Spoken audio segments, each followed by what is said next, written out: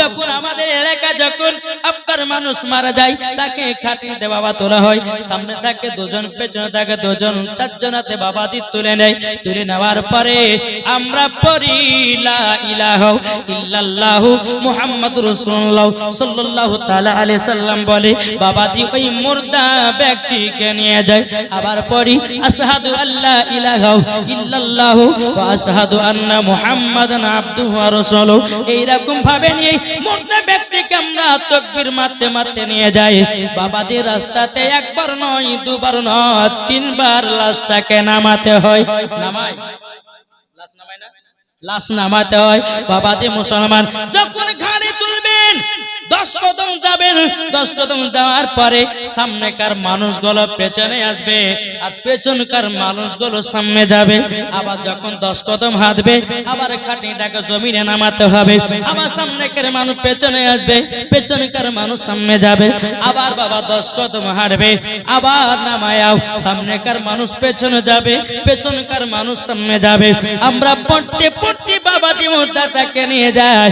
আমরা কবরে যখন তিনাকে দাফন করা হয় আমরা একটা দোয়া পড়ি, বিসমিল্লাহি ওয়া আলা মিল্লাতি রাসূলুল্লাহ।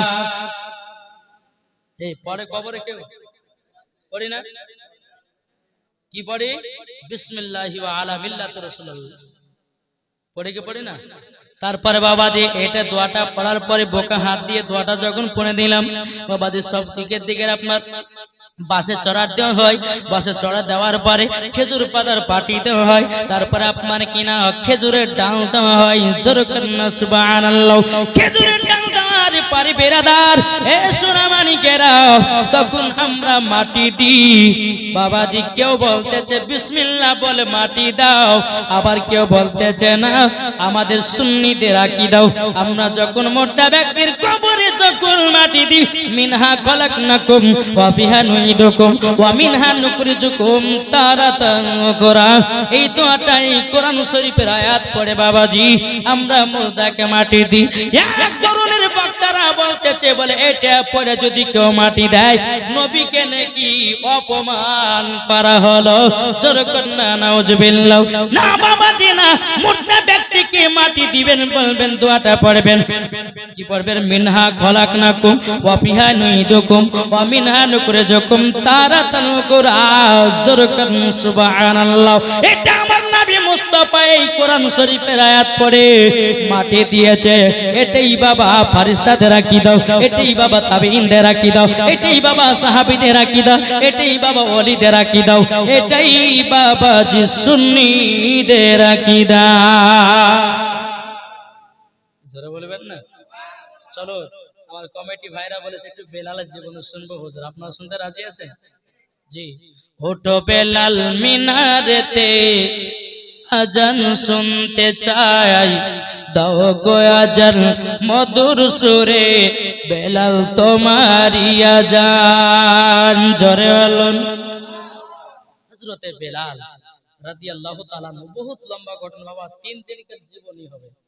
জীবনী মানে বোঝে? জীবনী করে এলাকা আমাদের মুর্শিদাবাদে, মালদা, দিনাজপুরের দিকে 7 দিন 8 দিন করে জীবনী হয়। যেরকম বিশ্বনবীর জীবনী বাবাজি আপনার জন্ম থেকে নিয়ে একবার মৃত্যুকাল পর্যন্ত জীবনী হয়। জি। আর হযরতে বেলালের জীবন শুনতে গেলে কমসে কম আপনাকে 3 রাত্রি শোনা দরকার আছে, তাহলে শুনে মজা আছে। জোরে বলেন সুবহানাল্লাহ। আমি শুধু মেন টাইমটা বলবো যে হযরতে বেলাল নবীর কাছে কলমা পড়ে কত কষ্ট করেছিলেন, এটা বলবো তো না কোনটা? বাবা যে চলুন। এই বেলাল উমাইয়া কাফেরের বাড়িতে কাজ করে। এই কাফের কি করে? ঢোল বাজনা বাজায়, গান বাজনা, তারপরে মূর্তি পূজা। বেলাল বলতে যে ধর্মতে থাকা চলবে না, ধর্ম আমি কবুল করব, আখেরি জামানার নবীর কলমা পড়ে মুসলমান হব। মনের আশা মনের বাসনা বাবাজি এক পা দুপা করে একদিন হঠাৎ করে আমার নবীজির সম্মুখে গেলেন। ইয়া রাসূলুল্লাহ, ইয়া হাবিবাল্লাহ, নবী গো, ওগো নবীজি আপনার কাছে কলমা পড়ার জন্য এসেছি। ওগো নবীজি নবীজি আপনি আমাকে কলমা পড়ে মুসলমান বানিয়ে নিন। কিন্তু বাবাজি মুসলমানও এই সোনা মানিকের আপনাদেরকে বলতে চাই রাতের বেলায় ও মা জননী শুনেছেন মা রাতের বেলা গো মা খালা ও মা জননী মন দিয়ে শুনবেন হযরত বেলাল রাদিয়াল্লাহু তাআলা আনহুকে বলছো গো নবীজি কলমা পড়ে মুসলমান বানিয়ে নিন। আমার রহমতের নবী বলে বেলাল তুমি যার বাড়িতে কাজ করো সে হলো কাফের, সে যদি জেনে নাই তোমাকে মারবে, তোমাকে কষ্ট দেবে, তোমাকে দুঃখ দেবে। বেলাল বলছি বলে নবী গো ওই উমাইয়া ধর্মতে আমি থাকতে চাই না। ওই উমাইয়া ধর্মতে আছে মূর্তি, ওই উমাইয়া ধর্মতে আছে ঢোল বাজে না, ওই উমাইয়া ধর্মকে লাথি মেরে দিও। নবী গো আপনার কলমা পড়ে মুসলমান হতে এসেছে, জোরে বলুন সুবহানাল্লাহ। আমার নবীজি বলতেছে বলে বেলাল বেলাল তোমাকে তো মারবে, তোমাকে কষ্ট দেবে। বেলাল রাদিয়াল্লাহু তাআলা বলছে গো নবীজি ও গো নবীজি আপনার জন্য জীবন দিতে রাজি, কিন্তু নবী গো আপনার কলমা পড়ার পরে কলমা ছাড়তে রাজি নয়, জোরে বলুন না সুবহানাল্লাহ। বাবাজি মুসলমান সেজে থাকেন না, ইমানদার হন, নবীকে মোহাব্বত করেন, দেখবেন আপনার দিলেতে বাবাজি জাগরণ হয়ে উঠবে নারায়ে তাকবীর আল্লাহু আকবার, নারায়ে রিসালাত ইয়া রাসূলুল্লাহ, জোরে বলুন। তাহলে বাবাজি আসুন আমরা সঠিক মুসলমান হতে চাই কি চাই না? হতে চাই তো হাত তুলেন। আমাদের প্রভু এক নবীর উম্মত, জীবন বিধান এক, বাণী সেই আল কোরআন, জোরে বলুন।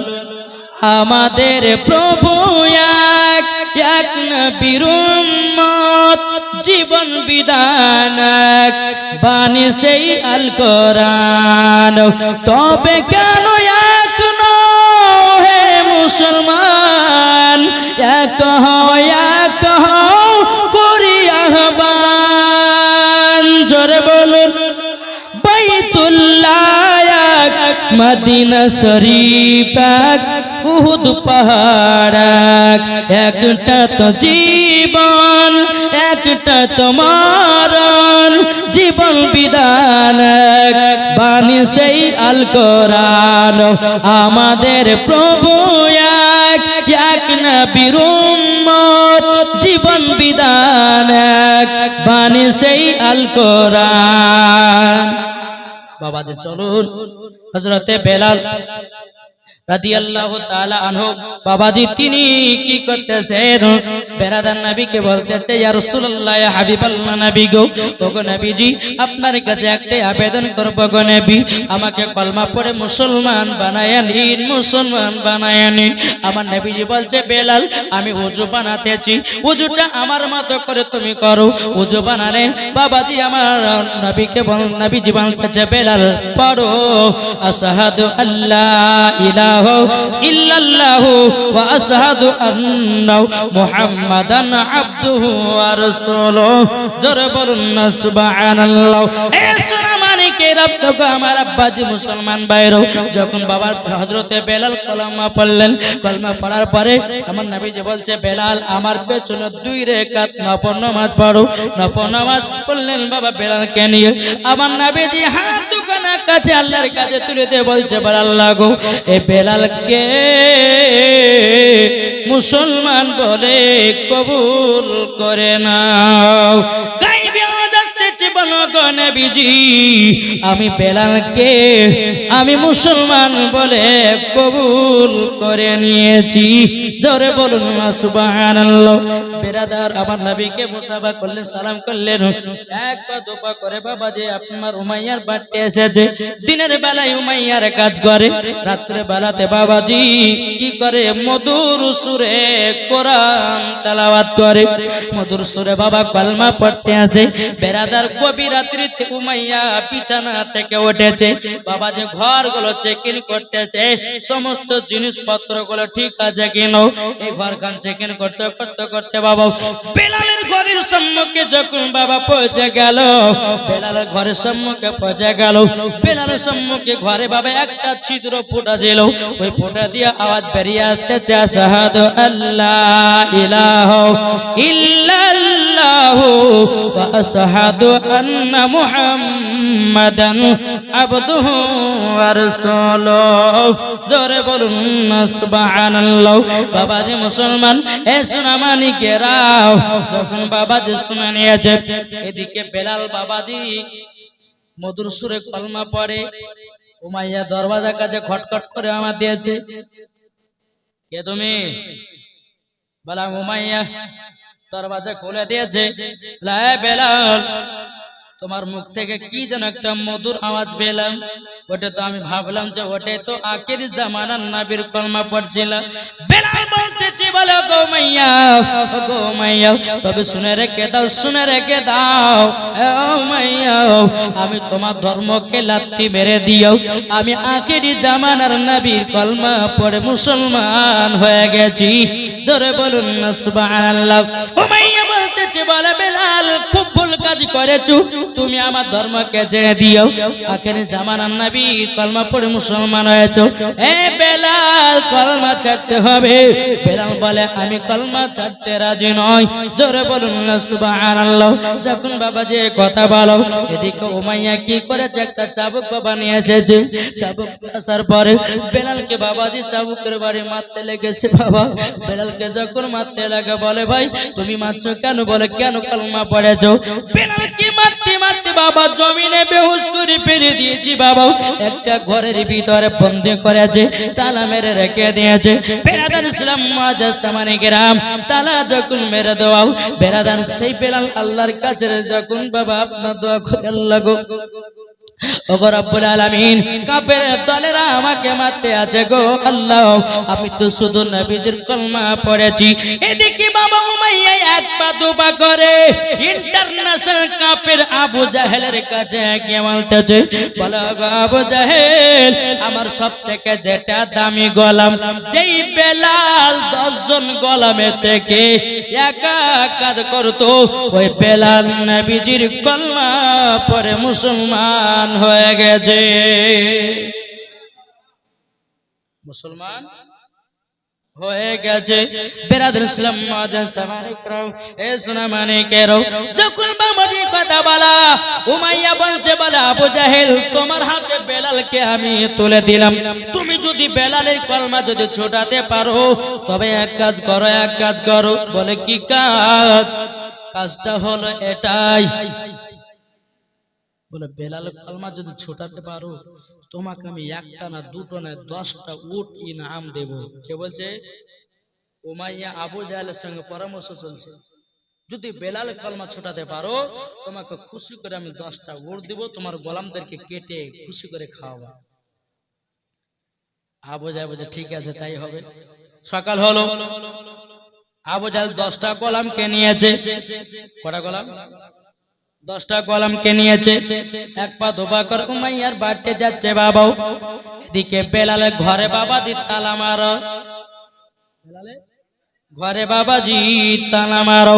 হযরত বেলাল রাদিয়াল্লাহু তাআলা আনহু কে বাবাজি আবু জাহেল বলতেছে, বলে উমাইয়া গেট দরওয়াজাটা খোলো, তালাটা খুলে দাও। তালা যখন খোলা হলো, বেলালকে বের করে নিয়ে যাচ্ছে। বলে বেলাল, তুমি নবীজির কলমা ছাড়বে কি নাও? বেলাল বলতেছে, বলে নাও, আমি নবীর জন্য জীবন দিতে রাজি, নবীজির কলমা ছাড়তে রাজি নয়। জোরে বলুন না সুবহানাল্লাহ। এদিকে আবু জাহেল বলছে, বলে বেলাল, তুমি যদি কলমা ছেড়ে দাও, তোমাকে আমাদের লিডার বানাবো, তোমাকে আমাদের মধ্যে মালামাল করে দেব, টাকা পয়সা দিয়ে জমি জায়গা দিয়ে বড়লোক বানায়া দিব।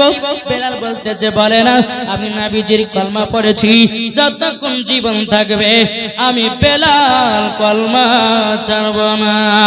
জোরে বলুন না সুবহানাল্লাহ। এ বাবাজি মুসলমান ভাইরা, যখন বাবাজি এই কথা বলো, হযরতে বেলাল রাদিয়াল্লাহু তাআলা আনহু তিনি বলতেছেন, বলো গো আমার বন্ধু, কান্না করো না। তুমি নবী মুস্তাফাকে মুহাব্বত করেছো, নবীজির প্রতি যেই কলমাটা পড়ে মুসলমান হয়েছো। বেরাদার ইসলাম মুআজ্জাজ সামানি কেরাম, এদিকে আবু জাহল বলতেছে, বলে বেলাল কলমা ছাড়বে না, কলমা ছাড়বে না। এ বেলাল, তুমি যদি কলমা ছেড়ে দাও, আমাদের মধ্যে তোমাকে রাজা বানায়া দেব। বেলাল বলে, না না না না, আমি কলমা কেন ছাড়বো না, জোর কন্না সুবহানাল্লাহ।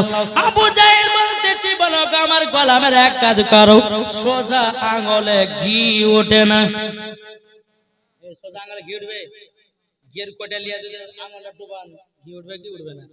আবু জাহল বলছে, সোজা আঙ্গুলে ঘি উঠবে না, এক কাজ করো, একটা বড় কড়াই নাও, নেওয়ার পরে ওই বড় কড়াই পানিকে গরম করো।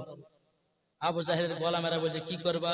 বলে এই গরম পানিতে নিক্ষেপ করব আকে বেলালকে, তাহলে বেলাল কলমা ছেড়ে দিবে।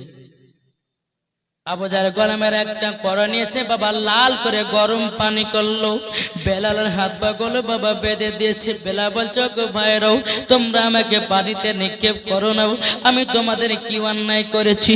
আমি তো শুধু নবীজির কলমা পড়ে মুসলমান হয়েছি। তোমরা শুনে নাও, শুনে নাও, শুনে নাও, তোমাকে একটা কথা বলে দি, আমাকে মেরো না, মেরো না। আবু জাহলের গোলামেরা বলছে, বেলাল শুধু তুমি বলো নবীজির কলমা ছাড়বে কি নাও? বেলাল বলতেছে, বলে না না নাও, আমি নবীজির কলমা কানা ছাড়বো না। জোরে বলুন না সুবহানাল্লাহ। হযরত বেলালের হাত পাগুলো কি বাবাজি বেদি গরম পানিতে যখন বাবা নিক্ষেপ করে দিয়েছে রে বাবা, গরম পানিতে যখনই বাবা নিক্ষেপ করে দিয়েছে, আল্লাহ আল্লাহ সহ্য করতে পারি নাও। বেরাদার ইসলাম, এদিকে বেলাল রাদিয়াল্লাহু তাআলা তিনি আল্লাহর কাছে দোয়া করে, বলে আল্লাহ গো, এই কাফেরের দলেরা যতই আমাদেরকে মারুক না কেন গো আল্লাহ, তার ঈমান যেন আরো তাজা হয়ে যায়। জোরে বলুন না সুবহানাল্লাহ। হযরতে বেলাল কি গরম পানিতে নিক্ষেপ করেছে রে বাবা, শুধু বেলালের মুখ দিয়ে বেরিয়ে আসছে, লা ইলাহা ইল্লাল্লাহ মুহাম্মাদুর রাসূলুল্লাহ, লা ইলাহা ইল্লাল্লাহ মুহাম্মাদুর রাসূলুল্লাহ, লা ইলাহা ইল্লাল্লাহ মুহাম্মাদুর রাসূলুল্লাহ। আল্লাহ, ওই কাফেরের দলেরা যতই আমাকে মারুক না কেন, ওরা যত মারবে আমার তত যেন ঈমান তাজা হয়ে যায়। বেরাদার ইসলাম মুআজ্জাজ সামানি কেরাম, বেলালকে যখন গরম পানিতে বাবা নিক্ষেপ করে দিয়েছে, কিছুক্ষণ পরে বলছে, বেলাল বলো কলমা ছাড়বে কিনা? বেলাল বলছে, না কলমা ছাড়বো না। কলমা ছাড়বো না। আবু জাহল বলছে, এই গোলামেরা বেলালকে গরম পানি থেকে তোলো। তোলা হলো। গোলামেরা বলছে, হুজুর কি করব? বেলালকে তুলে বলো, তোলো, একটা গাছে বাঁধো, হাত গুলোকে টান করে বেঁধে দাও, পা গুলোকে টান করে বেঁধে দাও, তোমরা 10 জনাতে চাবুক নিয়ে সে বেলালকে মারতে শুরু করো। বাবাজি মুসলমান ভাইরাও, এ সোনা মানিকেরাও, হযরতে বেলাল রাদিয়াল্লাহু তাআলা আনহুকে গরম পানিতে যখন বাবা তোলা হলো, বেরাদার ইসলাম বেলালকে আবার বলে, বেলাল কলমা ছাড়বে কি না বলো বলো। বেলাল বলে, না না না না, আমি নবীজির কলমা ছাড়তে রাজি নই। বেলালের হাত পা গুলোকে বাবা টান টান করে বেঁধে দেওয়া হলো। বেরাদার ইসলাম, ওই আবু জাহলের গোলামেরাও বাবাজি চাবুক নিয়ে এসেছে, চাবুক বাবাজি যেখানে মারে রে বাবা, চামড়া গলা পেটে পেটে পেটে রক্ত বেরিয়ে যায়। বেলালকে দেখে দে, বলে ভাই আমি সহ্য করতে পারি না, ক্ষমা করে দাও, আমি নবীজির কলমা ছাড়তে পারবো না।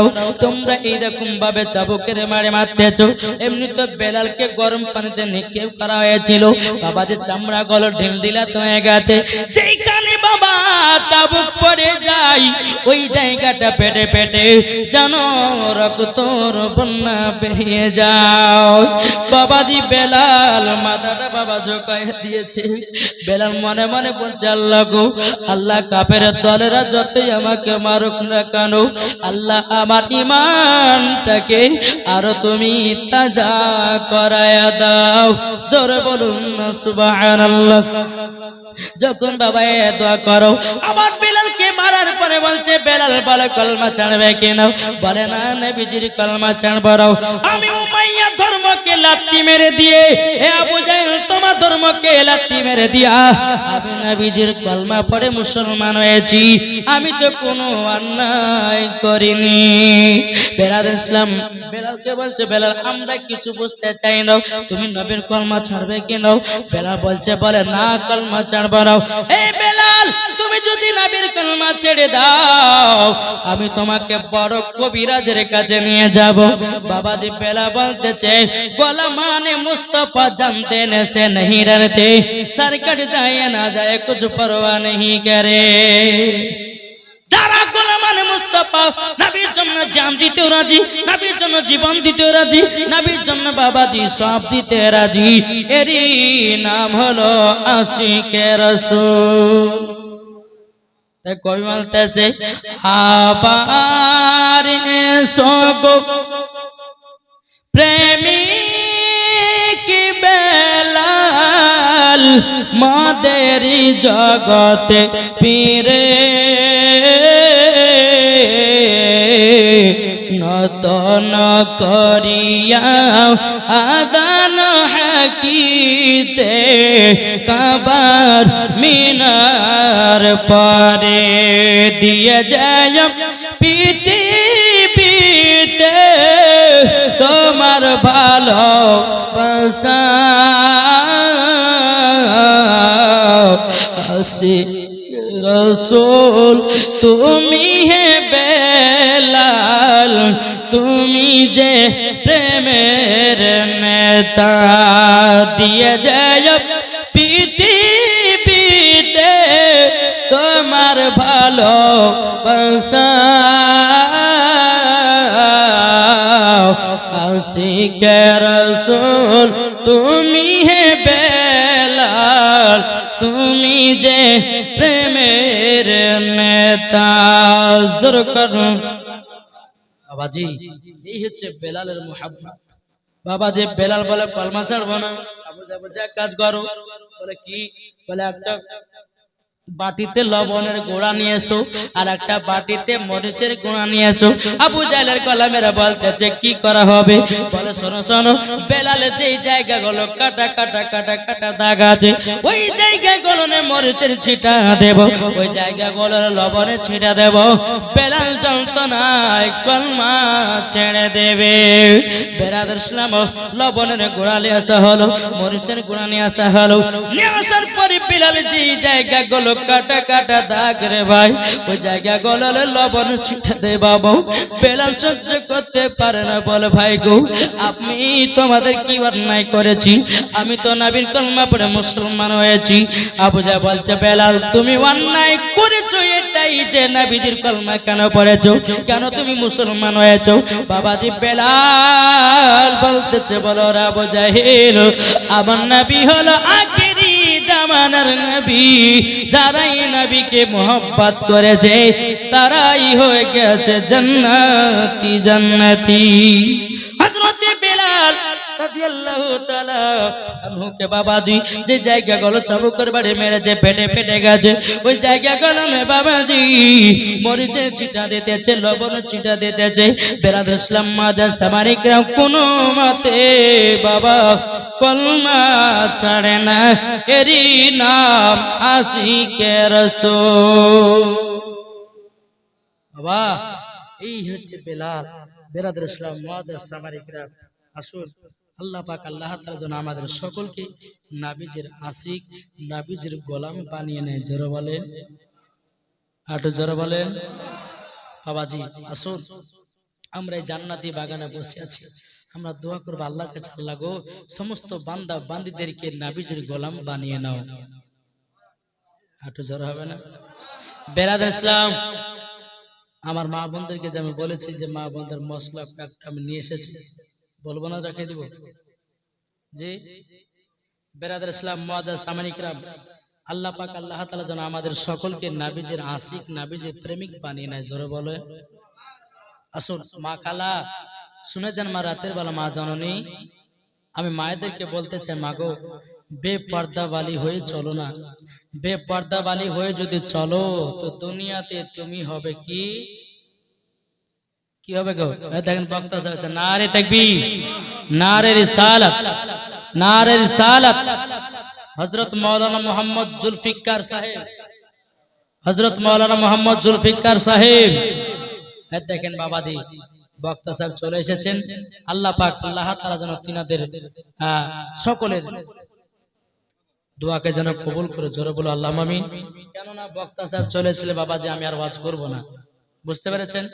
কেননা বক্তা সাহেবকে বসিয়ে দেওয়া ওয়াজ করাটা হচ্ছে বেয়াদবি। আল্লাহ পাক আল্লাহ তাআলা যেন আমাদের সকলকে নবীজির আশিক নবীজি যেন